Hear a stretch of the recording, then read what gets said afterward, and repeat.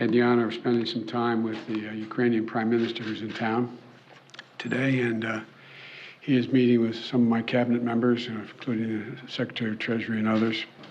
And we had a good discussion. I've talked about what I'm about to tell you about today, as well as he was thanking the American people for their support, understands it's significant, and we talked about keeping everyone together in terms of Europe, the European Union, and others in the effort to stop Putin's brutality. But before I head out to the West Coast, I want to quickly update the American people on the latest steps we're taking to support the people of Ukraine and to hold Putin accountable for his brutal and bloody war. Russian forces have retreated from Kyiv, leaving behind them a horrifying evidence, and you've seen it, you reported it, you folks. And by the way, I don't say this often, but I think we should give enormous credit to the folks with your agencies that are on the ground in Ukraine, in these spots, and they're really, I've spoken to several of them, we owe them. But uncovering these evidences of their atrocities and war crimes against Ukrainian people is so clear to the whole world now. Now they've launched and refocused their campaign to seize new territory in eastern Ukraine. And we're in a critical window now of time where they're going to set the stage for the next phase of this war. And the United States and our allies and partners are moving as fast as possible to continue to provide Ukraine the forces that they need, the weapons they need, the equipment they need, their forces need to defend their nation. Last week, I signed an $800 million package of security assistance to Ukraine that included new capabilities like artillery systems and armored personnel carriers, equipment that is responsive to Ukraine's needs and tailored to support the intensified fighting in the Donbas region, which is a different war than in other places because both topographically it's different.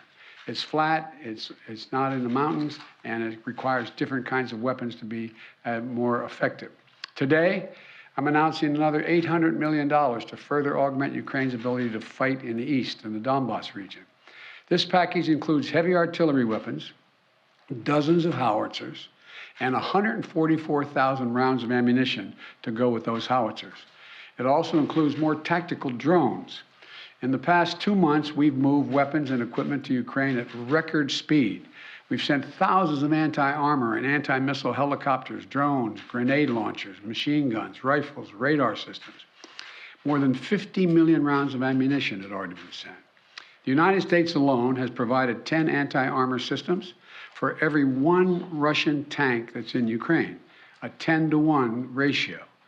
We're sharing and will continue to share significant timely intelligence with Ukraine to help defend them against Russian aggression.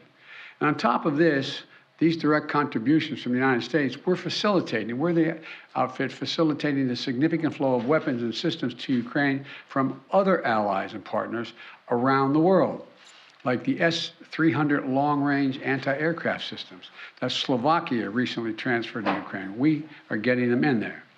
We won't always be able to advertise everything that our partners are doing to support Ukraine and fight for freedom, but to modernize Teddy Roosevelt's famous advice, sometimes we will speak softly and carry a large javelin, because we're sending a lot of those in as well. But we're not sitting on the funding that Congress has provided for Ukraine.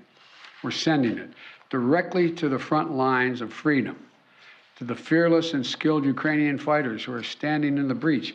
You got to admit, must be amazed at the courage of this country, the resolve that they're showing, not just their military, but the average citizen, men and women, young men, young women as well. It's, the sustained and coordinated support of the international community, led and facilitated by the United States, is a significant reason why Ukraine is able to stop Russia from taking over their country thus far. Every American taxpayer, every member of our armed forces can be proud of the fact that our country's generosity and the skill and service of our military helped arm and repel Russia's aggression in Ukraine, to beat back Putin's savagery that tried to seize Ukraine's capital and wipe out Ukraine's government. The Battle of Kyiv was a historic victory for the Ukrainians. It was a victory for freedom, won by the Ukrainian people with unprecedented assistance by the United States and our allies and our partners. Now we have to accelerate that assistance package to help prepare Ukraine for Russia's offensive that's going to be more limited in terms of geography, but not in terms of brutality. Not in terms of brutality. Combined with our recent drawdowns, it will ensure a steady flow of weapons and equipment into Ukraine over the next few weeks. However, with this latest disbursement, I've almost exhausted the drawdown authority I have that Congress authorized for Ukraine in a bipartisan spending bill last month. In order to sustain Ukraine for the duration of this fight, next week I'm going to have to be sending to Congress a supplemental budget request to keep weapons and ammunition flowing without interruption to the brave Ukrainian fighters and continue to deliver economic assistance to the Ukrainian people. My hope is, and my expectation is, Congress would move and act quickly. And I want to thank the Congress, Democrats and Republicans, for their support for the people of Ukraine. Our unity at home, our unity with our allies and partners, and our unity with the Ukrainian people is sending an unmistakable message to Putin. He will never succeed in dominating and occupying all of Ukraine. That will not happen. In addition to bolstering Ukraine's resistance on the battlefield, we're also demonstrating our support for the people of Ukraine. Today, the United States is announcing that we intend to provide an additional $500 million in direct economic assistance to the Ukrainian government. This brings our total economic support for Ukraine to $1 billion in the past 2 months. This is money the government can help use to stabilize their economy, to support communities that have been devastated by the Russian onslaught, and pay the brave workers that continue to provide essential services to the people of Ukraine. You know, these past weeks have seen a terrible human cost of Putin's ambition for conquest and control. Approximately two-thirds of all Ukrainian children have been displaced from their home. More than 5 million Ukrainians have fled their country. It's an absolute outrage.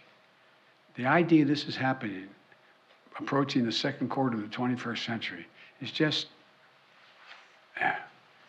Last month when I was in Europe, I announced that the United States would welcome 100,000 Ukrainians so that we share in the responsibility of supporting Ukrainians fleeing Putin's war machine.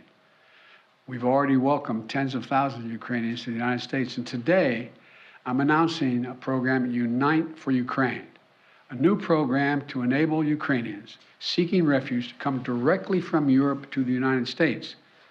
This new humanitarian parole program will complement the existing legal pathways available to Ukrainians, including immigrant visas and refugee processing. It will provide an expedient channel for secure legal migration from Europe to the United States for Ukrainians who have a U.S. sponsor, such as a family or an NGO. This program will be fast, it will be streamlined, and will ensure the United States honors its commitment to go to the people of Ukraine and need not go through our southern border. We're also continuing to ratchet up the pressure on Putin and further isolate Russia on the world stage. Yesterday, the Treasury Department rolled out additional measures to crack down on the entities and individuals attempting to evade our unprecedented sanctions, not just ours, but throughout the West. Today, I'm announcing that the United States will ban Russian-affiliated ships from our ports, as they did in Europe. That means no ship that sails under the Russian flag or that is owned or operated by a Russian interest will be allowed to dock in a United States port or access our shores. None.